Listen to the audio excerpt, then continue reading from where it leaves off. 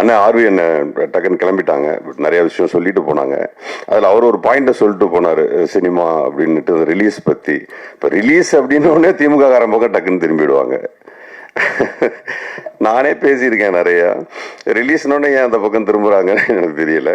அப்போ ஒருவேளை அவங்க ரெட் ஜெயின்ட் சொன்னாங்கன்னா ஏன் ஏடிஎம்கே பீரியடில் ரெட் ஜெயின்ட் படம் பண்ண இல்லையா, அந்த 10 வருஷமும் அவங்க படங்கள் பண்ணிட்டு தான் இருந்தாங்க. உடனே இந்த பக்கம் திரும்பிடுவாங்க. அதுக்கப்புறம் ரெட் ஜெயின்ட் பண்ணாத படங்களே 1000 தேட்டர் 800 தேட்டர்னு எடுத்துக்கிட்டு தான் இருக்காங்க. அந்த கம்பெனிஸும் நம்ம எல்லாருக்கும் தெரியதான் தெரியும். பட் இந்த பக்கம் திரும்புவாங்க. பட் இது ஹேப்பன்ஸ், அது ஒன்றும் பண்ண முடியாது. ஆனால் பட் அதுக்குள்ள ஒரு உண்மை ஒன்று இருக்கு. அவங்க சொன்ன மாதிரி 12 படம் இப்பவும் தான் வருது. நமக்கே அதில் ஒரு சின்ன வருத்தம் இருக்கு. ஏன்னா நானும் இயக்குனர் ஆனதுனால எனக்கு அந்த வழியை புரிஞ்சுக்க முடியுது. சார் ரிலீஸ் ஆனப்போ 2 வாரம் படம் ஓடிட்டு இருந்தது. 253 தேட்டர் ரிலீஸ் பண்ணோம்னு நினைக்கிறேன். நீங்க தான் சப்போர்ட் பண்ணீங்க. அப்புறம் 2வது வாரம் 180 சம்திங் போச்சு. ஆனால் 3வது வாரம் படம் இல்லை. அந்த பெயின் எனக்குமே இருக்கு. பட் அதுக்கு ரொம்ப பர்டிகுலரா இந்த நான் ஒன்றும் கேட்டேன், ஒரு 25 நாள் ஒரு போஸ்டர் விட்டுறதுக்கு ஒரு டைம் கொடுங்கன்னு கேட்டேன். இல்லை ஒரு 50 நாள் விட்டுறதுக்கு ஒரு ஷோஸ் கொடுங்கன்னு கேட்டேன். பட் கொடுக்க முடியல. அது ஒரு காலத்தில் படத்தை 50 நாளோ 100 நாளோ ஓட்டுறதுக்கான ஒரு டைம் கொடுத்தாங்க இல்லையா, அந்த டைம் இப்போ கொடுக்கறது இல்லை. பட் அவங்கள குறை சொல்ற அதே சமயத்தில் ஆடியன்ஸும் ஒரு படம் ரிலீஸ் ஆன ஒரு வாரத்துக்கு அப்புறம் என்ன பண்ணிடுறாங்கன்னா, அதான் இன்னொரு 1 வாரம் 10 நாள் ஓடிடியில் வந்துருமே, இது எதுக்கு நம்ம வந்து தேட்டரில் பார்க்கணும் அப்படின்னு சொல்லும்போது ஒரு படத்தினுடைய ஆயுள் காலம் இப்போ ஈசல் மாதிரி 10 நாள் 12 நாள்னு மாறி போச்சு. ஸோ நம்ம அதை நம்ம அது மேலே கிளைமிங் பண்ணும்போது கூட கொஞ்சம் யோசிக்க வேண்டியிருக்குது. Claiming right or wrong? Claim பண்ணுவோம். சார் சொன்ன மாதிரி கிளைம் பண்ணுவோம். 50 நாள் 60 நாள்னா சார் சொன்னாங்க 60 தேட்டர் எங்களுக்கு வரும், 60 தேட்டர் இன்னொருத்தருக்கு போகும், 60 தேட்டர் இன்னொரு தேட்டர் போனால், ஸோ 50 தேட்டரோ 60 தேட்டரோ ஷோஸ் வந்து 3 ஷோவோ 2 ஷோவோ இருந்ததுன்னா அது 50 நாளோ 60 நாளோ இருந்தால் தான் ஆடியன்ஸ் அப்போ பார்க்க முடியும்.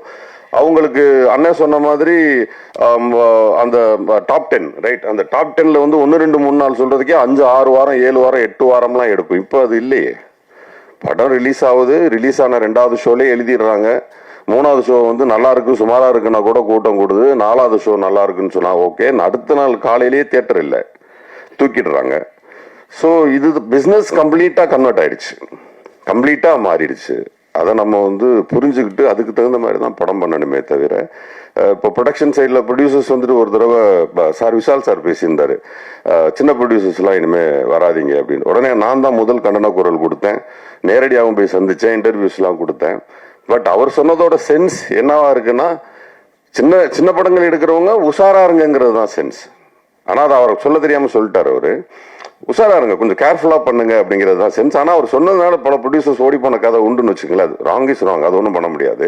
பட் உண்மை என்னன்னா, சின்ன படம் எடுக்கிறவங்கள்ட்ட கேட்கறது ஒன்று தான், இந்த படம் என்ன மாதிரியான அட்டென்ஷனை ஆடியன்ஸ் கிட்ட கிரியேட் பண்ணும். முதல் கேள்வி, அந்த producers and directors in between அவங்க 2 பேருக்கும் தெரிய வேண்டியது, என்ன காரணத்துக்காக இவன் தியேட்டருக்கு வரணும், என்ன மோட்டிவ் கிரியேட் பண்றீங்க தியேட்டர்ஸ்க்கு அவன் வர்றதுக்கு. அப்ப எந்த மோட்டிவுமே கிரியேட் பண்ணாம வர்றதுக்கான எந்த வாய்ப்புகளையுமே உருவாக்காம இருக்கிறது யார் மேல மிஸ்டேக்கு?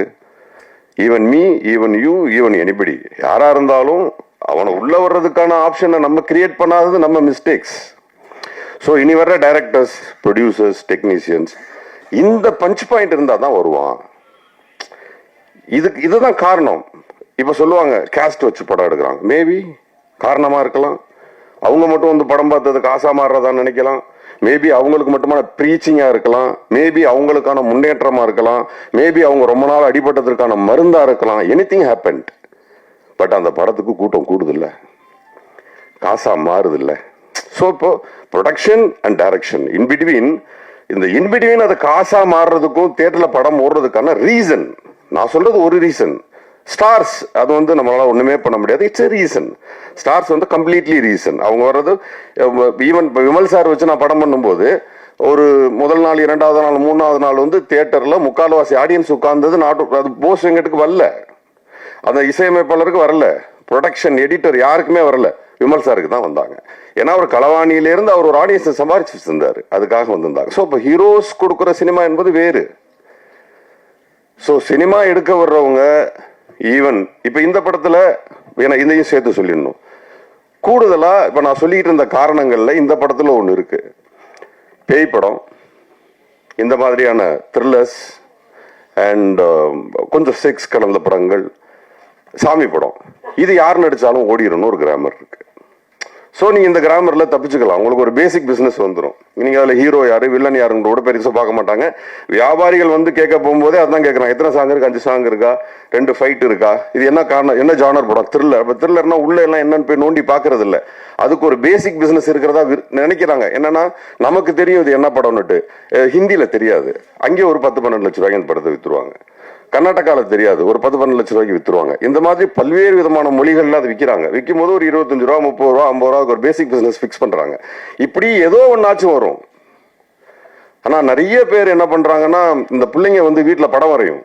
ஒரு ஆர்டிஸ்ட் ஒருத்தனை படம் வரைஞ்சா அப்படியே அச்சு அசலா வரைவான். ஊரே சொல்லும் என்ன பிரமாதமா வரைஞ்சிருக்கீங்க, அது உண்மை.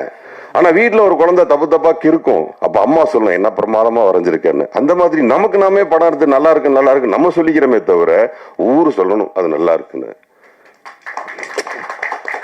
அப்பதான் அந்த படம் ஓடும். அப்புறம் நான் படம் எடுத்தேன் ஓடல, நான் என்னையும் சேர்த்து தான் சொல்றேன், நான் படம் எடுத்தேன் ஓடலன்னா படம் நல்லா இருந்தா தான் ஓடும். இப்ப படம் நல்ல படம் என்பது வேறு. அது பல விருதுகளை எடுக்கும். 2 படமும் நிறைய விருதுகளை எடுத்துச்சு. அந்த மாதிரி நிறைய விருதுகளை எடுத்துச்சு. அது திருப்தி தரும். அதுதான் தரும்னு எங்களுக்கு தெரியும். பட் பணமாக மாறக்கூடிய திரைப்படங்களுக்கு யார் மேல பிளேமிங் நீங்க வச்சீங்கன்னாலும் தப்பு. ஈவன் தியேட்டர்ஸ், டிஸ்ட்ரிபியூட்டர்ஸ், ப்ரொடியூசர்ஸ், இவங்க யார் மேலேயும் நீங்க பிளேமிங் பண்ணவே முடியாது. அண்ணே சொன்ன மாதிரி ஒரு விஷயம் வேணா பண்ணலாம். எனக்கு அது கொஞ்சம் வருத்தமான விஷயமும் கூட. சமீபத்தில் கூட நடந்துச்சு. ஒரு ஸ்டாரோட படம் வருது, உடனே அந்த சமயத்துல வெளியாக இருந்த சின்ன படங்களை பூரா எல்லாம் பின்வாங்கிறதே நான் பார்த்தேன். அந்த தேட்ல படம் வருதுன்னு சொல்லிட்டு முதல் நாள் போஸ்டர்ல வருது, பேப்பர்ஸ்ல வருது, ஒரு 10 நாள் பப்ளிசிட்டி பண்றாங்க. ஆனா இல்ல அது பெரிய படம் வருது, ஏன் பின்வாங்குறீங்க? ஏன் பெரிய படம் தோத்தது இல்லையா? பெரிய படம் தான் தோக்குது. சின்ன படங்களை விட அதிகமா தோக்குறது பெரிய படங்கள் தான். அவங்களுக்கு தான் பாதிப்பு அதிகம். ஏன் விட்டு கொடுக்குறீங்க? போராட வேண்டியதானே, படத்தை ரிலீஸ் பண்ண வேண்டியதானே. அதே படத்தை நீங்க லேட்டா ரிலீஸ் பண்ணி ஓடின படம் லிஸ்டே நான் சொல்லுவேன், நீ அன்னைக்கே ரிலீஸ் பண்ணி இருந்திருக்கலாமே. அப்ப என்ன ஆகுதுன்னா, அவங்கள பயந்துக்கிட்டு நீங்க வெளியில வரும்போது சார் சொன்ன மாதிரி 150 தியேட்டர் 100 தியேட்டர் 100 ஷோஸ் 100-200 ஷோஸ் சொல்லிட்டு அந்த ஷோஸ் எல்லாமே அவங்களுக்கு போகுது. தே பிளேட், அவங்க நல்லா விளையாடுறாங்க. ஏன்னா களத்தை நீங்க தான் கொடுத்தீங்க. எதுக்கு களத்தை கொடுக்குறீங்க? நான் ஏற்கனவே ஒரு ஆக்சுவலா இப்போ வந்து ப்ரொடியூசர் கவுன்சில் எல்லாம் சேர்ந்து போய் பேசியிருக்காங்க. டிஸ்ட்ரிபியூட்டர் கவுன்சில் எல்லாமே வந்துட்டு துணை முதல்வர்கிட்ட போய் பேசியிருக்காங்க. டிக்கெட் நிர்ணயம்லாம் நீங்களே பாத்துக்கோங்க, கவர்மெண்டே இதை போய் பண்ணலான்ட்டு. இதை நான் கிட்டத்தட்ட 2 மாதங்களுக்கு முன்பு நான் பேசியிருக்கேன். நான் என்ன கேட்கிறேன், முழு அதிகாரமும் யாருக்கிட்ட இருக்கு? பணம் போட்ட ப்ரொடியூசர்ஸ் கிட்ட இருக்கு. ஆனா நீங்க என்ன பண்றீங்க, 2 கோடி ரூபாய் 3 கோடி ரூபாய் சொத்து தானே ஒரு திரைப்படம். 10 கோடி இருந்தா 10 கோடி ரூபாய் சொத்து தானே உங்க திரைப்படம். உங்க சொத்தை தூக்கி கொண்டு யார்ட்டையா கொடுப்பீங்களா? உங்க நிலத்தை யார்ட்டையா கொண்டு கொடுப்பீங்களா? யார் பேர்லயா எழுதி வைப்பீங்களா? உங்க வீட்டை யார் பேர்லயாவது எழுதி வைப்பீங்களா? படத்தை மட்டும் ஏன் இன்னொருத்தன் பேர்ல எழுதி வைக்கிறீங்க? என்ன பயம் உங்களுக்கு? என்ன பயம்? படம் எடுக்கிறவனுக்கும் 10 கோடி ரூபாய் போட்டு படம் எடுக்கக்கூடிய தைரியம் இருக்கு உங்களுக்கு. தியேட்டரை பிடிச்சி படம் ரிலீஸ் பண்ண தெரியாதா? அப்ப நீங்க பிசினஸ் கத்துக்காம வந்திருக்கீங்க உள்ள. பிசினஸ் தெரிஞ்சுக்கிட்டு வாங்க. 10 கோடி 15 கோடி 5 கோடி 8 கோடி 3 கோடி என்ன வேணா போடுங்க, வாங்க. ஒரு படம் எடுக்கிறாரா, அசிஸ்டன்ட் ஒர்க் பண்ணுங்க. ப்ரொடக்ஷன் பண்றாரா, அவர் கூட ப்ரொடக்ஷன்ல ஒர்க் பண்ணுங்க. டிஸ்ட்ரிபியூஷன்ல கத்துக்கங்க, அப்புறம் வாங்க சினிமாவுக்கு. அப்புறம் தோத்து போயிட்டேன்னு அழுகிறதுல எந்த பிரயோஜனமும் கிடையாது. கத்துக்கங்க. எனக்கு ஆசையா இருக்கு, டிஸ்ட்ரிபியூஷன் கத்துக்க போறேன், பண்ண போறேன், சீக்கிரமே பண்ணுவேன். தோக்குறோன்னு ஜெயிக்கிறேன்னு பண்ண.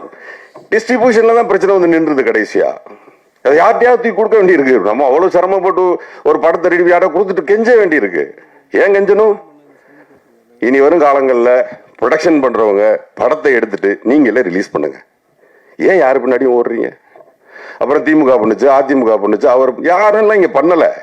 உங்க பயம் உங்க கண்ணுக்கு முன்னாடி நிக்கிறதெல்லாம் பூதம் மாதிரி இருக்கு. பயப்படாம படம் பண்ணுங்க, செய்யுங்க. இந்த திரைப்படம் வெற்றியடைய வாழ்த்துக்கள். நன்றி.